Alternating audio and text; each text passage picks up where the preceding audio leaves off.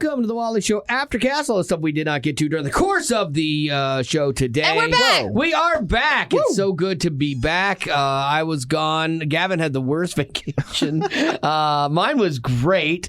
Gavin, you went to Louisiana? Yeah, we went down there. We were going for the purpose of going to a 2-year-old's birthday party, but then the night that we got there, there was a storm with like 80-mile-an-hour winds, rain, all this nonsense that just basically destroyed power in town. And so we spent half of our time there without power. And for context, like Louisiana, it's like 100 degrees every single hot day. And sticky. So at one point, like it died in the middle of the night. And so you're kind of just laying there and the heat starts to like creep on in, and there's so much humidity.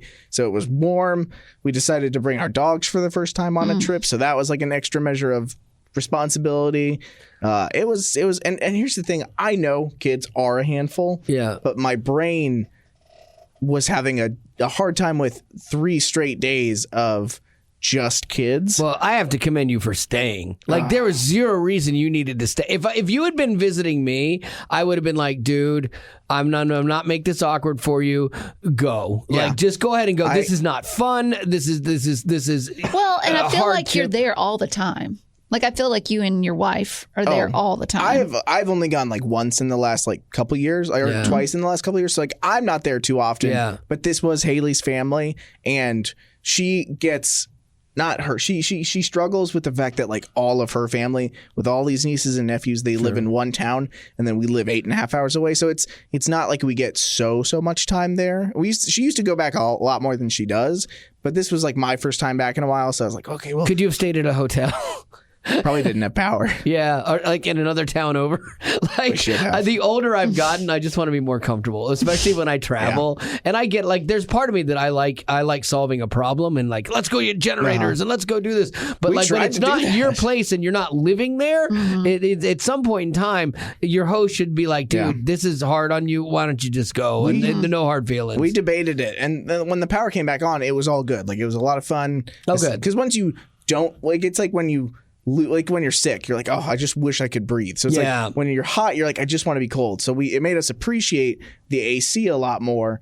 But I come back into this week wishing I had more rest in that weekend. So that was tough. But fun. Still fun. I don't want to sit here and be some guy who complains about going to see family. Sure. But just complains about going to see family with that lack of power. Yeah, when I was younger, like our first vacations, because we didn't have a lot of money and everything, and so it was like we always went to see family, so we could stay for free and then be around family. It was great. And it wasn't until years later that like we took our first vacation, just us, and like out of the country, and it was like, oh, this is vacation. Oh, because the other doesn't feel like vacation. Sometimes it feels more like work, and so like I always, like when I stay with family, I always try to get a hotel so that I stay and I have my own place to escape to, because like and I love my family. My family's great, but even me, the older I've gotten, it's like I need my time to just disconnect, you know? Well, and that brings us to, how was Utah and Gregor Bear? Utah was great. Did you stay with Gregor Bear? I did, Molly? yeah. Oh, yeah, we did, yeah. But you probably had your own space. Yeah, you didn't have your own space. Escape to. Yeah, but I don't want to escape from them. Like, no, because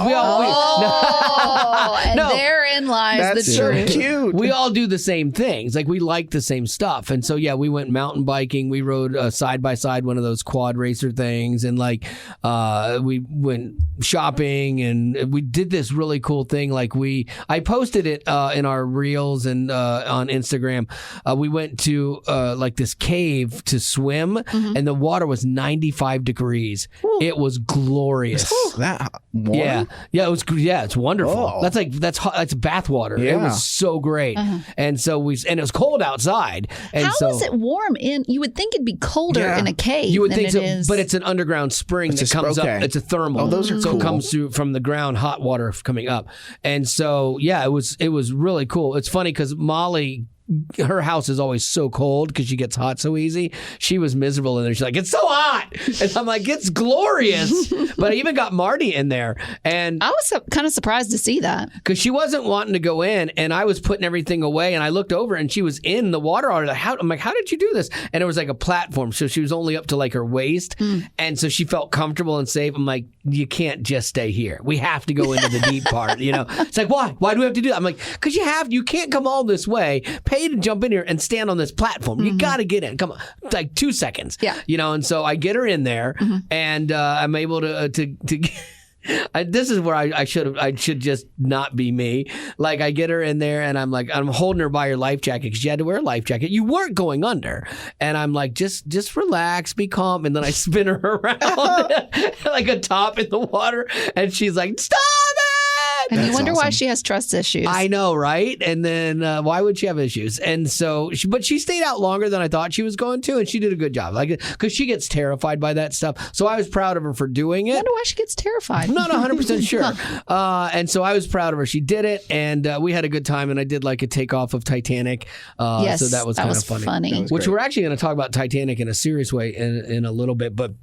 Here's one of those things. Like I had people wishing me Happy Father's Day, and I always think this is weird. Like I very rarely wish a mom Happy Mother's Day if I don't know her, because you don't know the story. Like, is it a hard Mother's Day for her? Because she lost her mom. Did she lose a child, and so, or was she never a mother? And you just assume, oh, she's older, she has kids, And so I never do that. But I had like a bunch of people, hey, Happy Father's Day. I'm like, oh, yeah. How you doing? And I thought it was really nice, but then I did think about that, like that would hurt somebody potentially, even though that was not your intention. But I had seen this TikTok, and I thought it was really smart. This TikToker was like, they were playing one person's TikTok about being so upset that somebody misgendered them. Look, newsflash, it's hard to tell sometimes. So like somebody, and they were saying something nice, and they were giving them a compliment, and they misgendered them, and they're like whining, I was misgendered. Why do you do this to me? It's triggering. And I loved it because there was somebody else in that community that was like, look, this is why people don't like us. It's like, you're so hung up on this. You misgendered me. All this was a person that was paying you a compliment. Don't get caught up in the gender of it and all of the issue of it. Because you're like, what am I supposed to do with this? And the person was like, take the compliment. Take the compliment. In a world that's broken and mean a lot of times, somebody extended kindness to you. Take the compliment. Even if it wasn't the perfect compliment, take the compliment, move on with your day and go, that was a nice person. Yeah, they don't understand my world necessarily, but they're a nice person. And it was that was my thought going on in my head for like the whole Father's Day thing or the Mother's Day thing. And I would hope, I think it's good advice, especially in that world, because there are more, like, transgender people are such a small portion of society. But like there are more people that might have a difficult Mother's Day. But I would hope that they, could see that people's heart is in the right place. The goodness is still there, wanting to say something kind to you. And so take it for what it's worth. That was somebody being kind, So anyway, we're talking about Titanic. Did you guys see this story? There is a tourist thing, but it's very expensive. It's like a submersible that will go down and you can ride in this, in essence, a submarine and go to where the wreck of the Titanic is. That's amazing. Yeah. I mean, so crazy. They've lost track of the submersible. So there are tourists inside? There are 5 people in it. There's 2 crew members and 3 tourists inside of this thing, and they're missing, and they can't get a hold of them. They can't find them. And the Titanic, as I was reading, the Titanic is sunk at a lower feet of, I think it's 13,000 feet. Yeah. So it's like, can you imagine? I wouldn't do it. You're lost. There's no way. 10,000 feet below sea level. Yeah, there's no. Yeah, when things go wrong at that level, it's just horrible. Like they're so big. The ocean's so big. The sub itself. And here's the thing. It's not a sub with its own controllable stuff, though. That's what's really weird. It's a submersible, so it has limited capabilities. And I was reading more about this. Like, there's a YouTube that shows like how basic the controls are. There's no GPS or radio on board. They get text messages from the ship above to tell them where to go. And this is what was interesting. I'm not sure if this is really realistic or not. It says the vessel is driven using an off-brand Xbox controller. There's no way. I don't understand how this is a viable company. Right. Like if you're going to have a company that does something like that, I want it to be the highest level of technology, because I feel like that's possible and we're capable of doing that. Why are they using such disgustingly and apparently they've been doing it for a while, but it's super expensive. Like just creating the windows inside of one of these things, they're usually like 4 inches thick, and it's super expensive. Yeah. And the pressure that this thing works under, like it's unbelievable. The engineering that goes into just getting something down that deep, because the pressure will crush you. I mean, the pressure starts getting crushing at 200 feet, and divers have to start using mixes of oxygen and helium to breathe. The deeper you go, there's special oxygen mixes. It feels like we have conquered space better than we've conquered like the depths that's true. of the There's ocean. more in the ocean we haven't studied. 100%, and it's so deep. But it's crazy to think that they have all these people there. There is a British billionaire, a French Navy commander, and a Titanic expert, as well as a businessman and his 19-year-old son. And so, and it's just then that's 4 people. Yeah, and so I guess 1 crew member.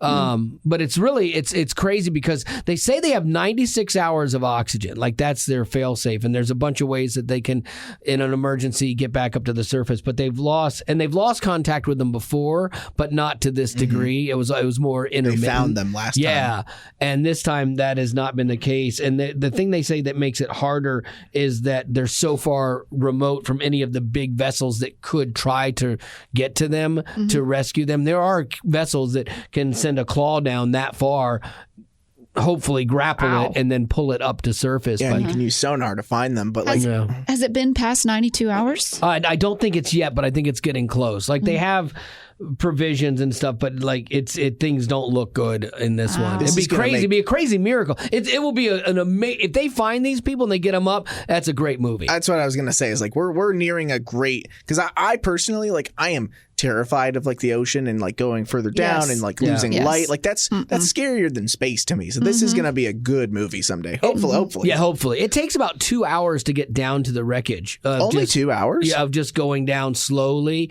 and you have to come up in certain ways too. So that you don't have. It's compressing, not decompressing. If they told me, get in this little submarine, we only have 92 hours of oxygen, and we're going to send it down remotely through an Xbox controller, I'd say, you know what? I don't have a death wish. I'm not going to go. And that's where you and I are different. I'm like, where do I sign?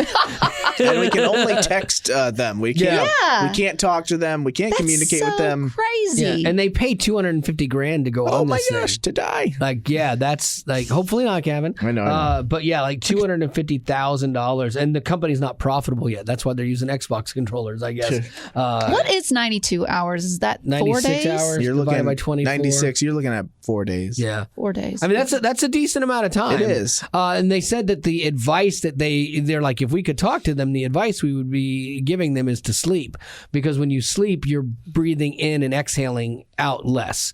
Yeah, but who can sleep in that situation? I'd be like, we got to figure this out. Well, and 2, there was something I was watching once. I don't remember what it was. It was maybe in space or down in the ocean. I'm not sure. But anyway, they were losing oxygen, and they were like, I'm going to take myself out so that I don't take up all the oxygen. Oh, yeah. What if something like that happened? Oof, yeah. I just can't imagine being the crew member that has to like turn around and say, all right, guys, I got some bad news. Yeah. We are missing. We cannot communicate. Like, I can't imagine being like the crew member one on 4 with these, and knows what the odds are. Yeah. Mm-hmm. Yeah, because a tough thing to slowly. Yeah, there's no. I mean, you have to, at that point, you have to be rescued. Like somebody has to send something down to get you, because there is no getting out of that situation. Yeah, there's no telling, like, if the motor or something happened to that. Yeah, they were speculating that could have been short circuits that led to it, flooding. And just. And the temperatures down there too are crazy cold. Gosh, and if you were the part of the family of the little, like the kid, the 19-year-old, and then the dad, that would be horrible. Yeah, and it's weird too, because there's part of you that's like, why do we keep messing around with the Titanic? Like, haven't we learned that exploring this, it leads to a lot of bad things? And like, it's not like we're gaining we're not gaining knowledge. Mm-hmm. I mean, I guess you could make the argument like, well, we didn't gain a lot of knowledge from the moon. All the knowledge we gained was what it took to get there. And I guess it's the same thing with this. All the technology it's taking to get down to the Titanic, and the videography and all of these things, that there's a benefit in that. Yeah. But boy, this sounds more like billionaires can spend money to go to say they went and saw the Titanic. Oh, for sure. For sure. I would do it. Yeah, I would. I'd like to control a robot that went down there. That'd be kind of fun. Like the controller. Oh, maybe it's just out of batteries. I'm out. Yeah. Yeah, it's like my PlayStation controller when it disconnects. Yeah. Oh, you just have to push the P button. Just push the P button. You guys are fine. They're like, oh, seriously, that was all we had to do? We're just going to restart it. It needs AAA batteries. Yeah, exactly. We only have AA. Exactly. Dang it. All right. Lady Rock, what do you got? I've got a list that was put together by the general public. These are celebrities that we wouldn't be surprised if we heard that they were killers. Steve Buscemi. He has to be on this list.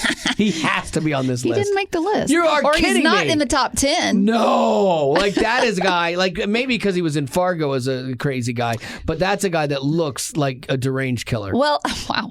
Oh, well, I pulled a couple of them. I want to see if y'all agree with these. Okay.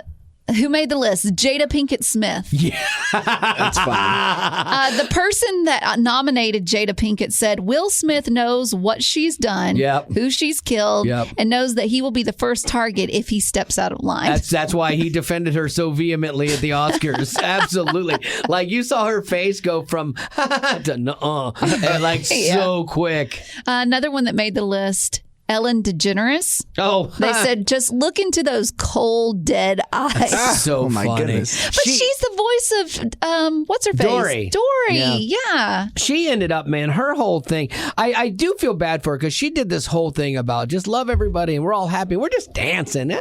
Fun show. But then all the behind the scene things that came out about how difficult of a work environment that was. And it really, I mean, that was how she went out. Like, I think that's kind of a bummer. Like, her whole career had been this one picture of something, and if it was accurate, it's sad.